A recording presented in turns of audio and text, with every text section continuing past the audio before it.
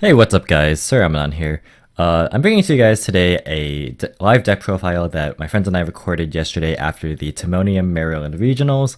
The three of us all played True Draco, a very similar list that was inspired by quite a bit of play testing on our part. My friend Brent, who's in the middle, he actually got top 8. He got 7th place after a 7-0-2 record, so he did extremely well. I managed to get my invite. I was on the right in this video. I finished 28th place after going 6-2-1, and my friend John, who was on the left, he did very well as well. Barely missing out on his invite. He went X3, but still doing very well. So yeah, we're basically going to explain a lot of our card choices, a lot of theory. I kind of want to apologize in advance because I noticed after watching it back that I kind of interrupted a bit and rambled on for quite a while, but there was just a lot of like theory in terms of like specific card choices, meta calls, certain reads, interactions, all that stuff. But no takeaways from Brent. He did the best out of all of us. He played fantastically. Very well played by him. And so without further ado, let's get right into it. What's up, everybody? Welcome to Sir Amonon's channel. Today we're bringing you a top 8 deck profile here with Brent Taylor. Brent Taylor. And what did you do today? I got 7th place with True Draco Demise. Nice. What did you play? True Draco Demise. All right, cool. Okay, let's start with the deck profile. All right, so we played 2 copies of Masterpiece. The spiciest tech of all. Probably one of the best cards in the game with the best boss monsters. Certain ways you make Masterpiece, the opponent can't out it, or they have one specific out in their deck. 1 Ignis, because he's limited for good reason. 3 Majesty Maiden. How'd you like 3 Maiden as opposed to 2?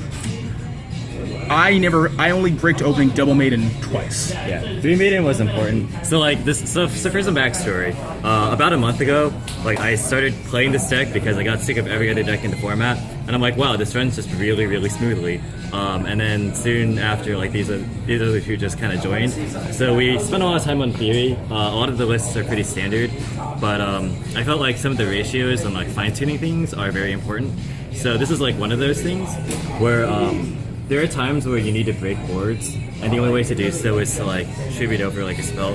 So like a common out to like anti-spell, for instance, is to just like tribute over like heritage or something. So it's just important to have like max monster count. And the important thing to note, actually, on that is a lot of times when you need to break the board, you can't actually use any of your support cards to get to this card if you didn't hard draw it. And obviously, hard drawing is a lot easier when you have, basically 6 off instead of 5, and it statistically just works out a lot better. And honestly, you sometimes just need her to search Masterpiece. Simple as that. And something else that's worth noting is like we played almost the same list. We've actually played the exact same main deck. 2 card difference in the side.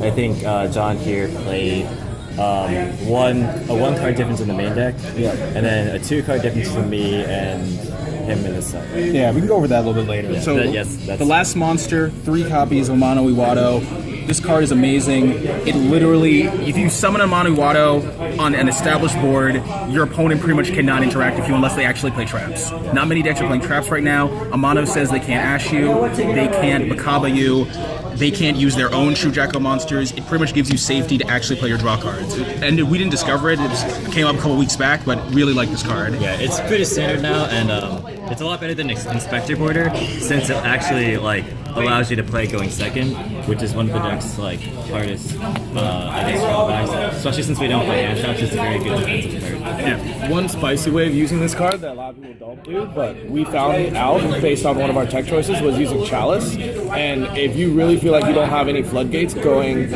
into your first turn, you can Chalice him in your end phase, keep him on board, and basically say no to their next turn. Definitely an option. Wouldn't suggest always. And the doing funny that, thing is, like against Trickstar, they actually just can't out it, like without like Scapegoat or like Raigeki or something. So we all play these same 9 monsters. Alright, we move on to the spells. 3 copies of Dragonic Diagram. It's going to be banned until it gets banned. This deck is really good because every mode of this card is amazing. This is one of the best cards in the game. There's no way there's getting around that. 3 copies of True Draco Heritage. This card's really good. It draws you cards. It's really nutty in the mirror. It's really degenerate in the mirror because you can draw off of popping your opponent's monsters. It helps your engine go. 3 Disciples. It's Pot of Avarice. It helps you win in the grind game. Not much else to say about that. 3 Terraformings. Literally just a search Dragonic Diagram. Standard. 2 Pov Desires. You can generally ensure that they can't ash it for mono, so it's a little bit stronger than most decks with Desires. 3 card demise, same logic, a mono protects it, and because a mono's a spirit, you can use the trick of the Yosenjus where you resolve demise first and then add back a mono so you keep them. 3 duality, pretty standard, and this is our spicy tech, our innovation, 2 Chalice in the main. Okay, any cool stories with Chalice you want to share from So today? this was something that I added in because like it ended up being what I thought was a necessity, because oftentimes, like in the mirror match especially, masterpieces will be trap monster immune because you want insurance from opposing masterpieces as well as like the traps. So this just gets around that, but also it's really good especially against stuff like Abyss Thrower, which I felt like in testing was gaining a lot of popularity. When they see you don't have an extra deck, they'll make Dweller with like another negation, and like it's really hard to play around that because like your traps and spells, like they're the way you outboards. So like this is just kind of a way to like ensure that you can get your plays through. And even if like they don't have something like that, you could just use it as like kind of like a trap going first or going second. It's a defensive card. So. This thing really helped me almost all day when I got to resolve it. It negated Maidens twice in my mirror. It actually let me out a masterpiece. It was like you said, monster trap, chaliced it, popped it for turn with the grave effect. This card was really good. Oh, funny thing actually, in round 7, the 2 of us actually played. We were both X01 at that point. So I think this was game 2.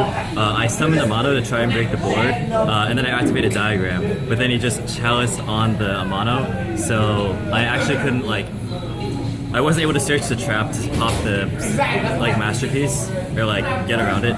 So like this is actually really good in the mirror too, like outside of the masterpiece. Yeah, like denying the Majesty Maiden or Ignis is actually pretty good.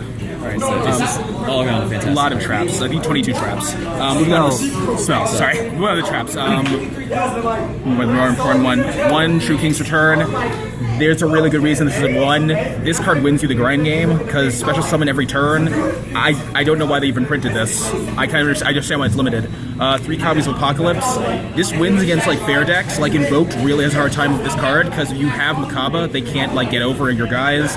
You could also, of course, pop cards in your opponent's turn by tributing it or just popping it to some effect. This card is very strong. The half attack is also very relevant. Actually, funny story is I played against Gemini FTK, and one of the hardest cards in that deck to deal with is Block Dragon, because your entire deck just loses to it. So if you don't open like a Skill Drain or like another Chalice, like this helps you to deal with it because like having the attack allows you to like get everything's easier. It also is relevant if you are able to pop like your own spells and traps, so like pop cards on their turn if you don't have like the best of plays. Yeah, this card's self-explanatory. Now we get to non-engine cards. We have 2 Anti-Spell Fragrance, Anti-Skill Fragrance. This is because Pendulum Magician is supposedly the best deck in the format. It didn't come up for, I don't know about my cohorts, it didn't come up for me very much. It mostly was just slowing down the Draco mirror. That's pretty much all it came down to. I sided it out quite a bit, but I wouldn't take it out, it was very good. Next card, Skill Drain. It's just very good, it's limited for good reason. It's a little awkward, but you can make your masterpiece immune to traps, so it can sometimes just be a hard lock. In that vein, 2 copies of the Monarch's Erupt, which is the reason we play no extra deck. This card is very powerful. Some decks just fold to it. 60 card, Invoke if they don't have an out, Trickstar, almost any deck, bar the mirror. Bar the mirror, this card has been like a god card. And this was the one contention on our list. 2 of us mained a Solemn Judgment, and you sided it? I sided it. Yeah. Yeah. Alright, Solemn Judgment was very good when I got to resolve it. Usually it's like the last piece that makes your board uncrackable, protects your masterpiece. You can solemn opposing masterpieces. I won one game I resolved this card. Nice. I guess something to mention is very worth mentioning is like the ratios for the floodgates. So like 2 and 2 seems kind of weird, but like you want diversity in floodgates because like opening multiples really isn't that good. Like they're flexible in that like they're continuous traps. So if you brick, like you can always distribute over them. But you want like maximum coverage, and these are the best ones going second. Because even if like you're going second and you have a floodgate, you can use the rest of your your hand, like your 5 other cards to break their board, and then once their board is broken, you just flip a floodgate on them and they can't play. So it's very One question very on good. that. you guys played 41, right? I played 40, which is Yes. where the Solemn came in. Yeah. Yeah. So I guess, did you guys feel like 41 helped you side too because you had a little extra room, or do you think it was just? I pretty much had to side the same way all tournaments because all of my opponents were pretty much fundamentally the same. They all got. I guess we can get to the side deck. That probably is a good place. So that's the main deck. It's 41, 9 traps. So I'll go to the side deck. 3 copies of Winged Dragon Raw Seer mode. I never sided this all day. I never played against Pendulum Magicians all day. I never played against an opponent who would end on a turn 1 board of 3 monsters. This card was completely worthless. I don't know if I'd run it going forward. Raigeki, this card was... I hate to say that Raigeki wasn't that great because this is like one of the best cards in the game, but it was only so-so going second because didn't play against any rogue decks and like Invoke negates it, and you really just needed it for the mirror to kill Masterpiece. Same thing with Dark Hole, mirror to kill Masterpiece, otherwise it's kind of meh. This was really good in the mirror. I might have even bumped it up to 3 because in the mirror, literally like, you could have like 5 of these and the mirror is still stressful because even if you banish like 1 card, they can still keep going. Like in the grind game, in the Draco mirror, like 1-for-1 resources is like really important. So like when the resources are low and like they're relying on like a diagram or like an extra tribute summon or like a return to like keep special summoning things, like Cosmic is like a way to just blow them out. Like if you have a Masterpiece backed up by a Cosmic and they have like nothing, then like you're almost guaranteed to win that game. Alright, so I did a 3rd anti-spell fragrance, brought it in going first against Pendulums or Invoked, or the mirror going first, sided out going second. That was pretty much my experience. You think you need this card as long as Pendulum's the best deck. 3 dimensional barriers, I did not side this all day. I never wanted it going second. I never went into a game 3 against someone where this would have come up. I don't know how to feel about this card actually. Stormforth. This card is really good. I guess there's some contention as to whether we didn't main this, so I'm gonna leave that to my cohorts because they did more playtesting than I did. So like we were main decking it for the longest time, and it was really good when you got to resolve it going second.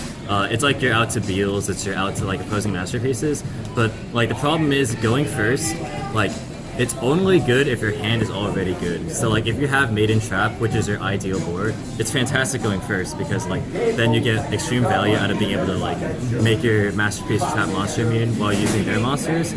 But if your hand is like kind of bricky, this card contributes very, very severely to those brick hands.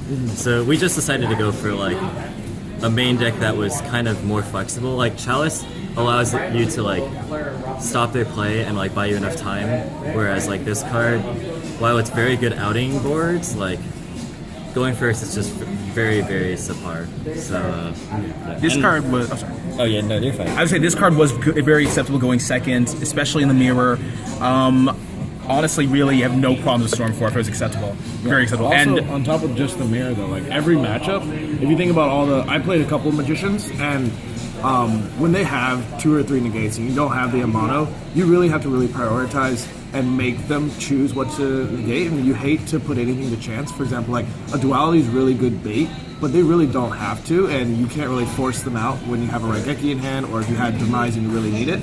But basically, if you play this, they could try and take a guess and say, oh, you probably don't have a monster in hand, but you also have 6 monsters that could possibly use it, so they're basically stuck having to negate it. it perfectly is like a great bait. It's like as good as Raigeki in terms of they have to negate this or they lose a monster. Like it's really good. And the MVP of the side, I can't believe I'm saying it, 1000%. it's Imperial Iron Wall. And he plays commons. I was debating buying supers at the vendor literally mid-tournament. So the reason this card's so good is it is our out to evenly matched. Pretty much I won 2 games off of, you know, I go first, I make a board, they go main phase, battle phase evenly, chain this, the evenly fizzles, and I kid you not, that was just good enough sometimes. Yeah. And it makes everything else fizzle too. Invocation. And Like, whenever this card was just insane because like it's a better Chaos Hunter and a better Lancia for this deck just because of the way it functions. But like it just stops ABC, it stops Invoke, it stops Inferno, it stops 60 card.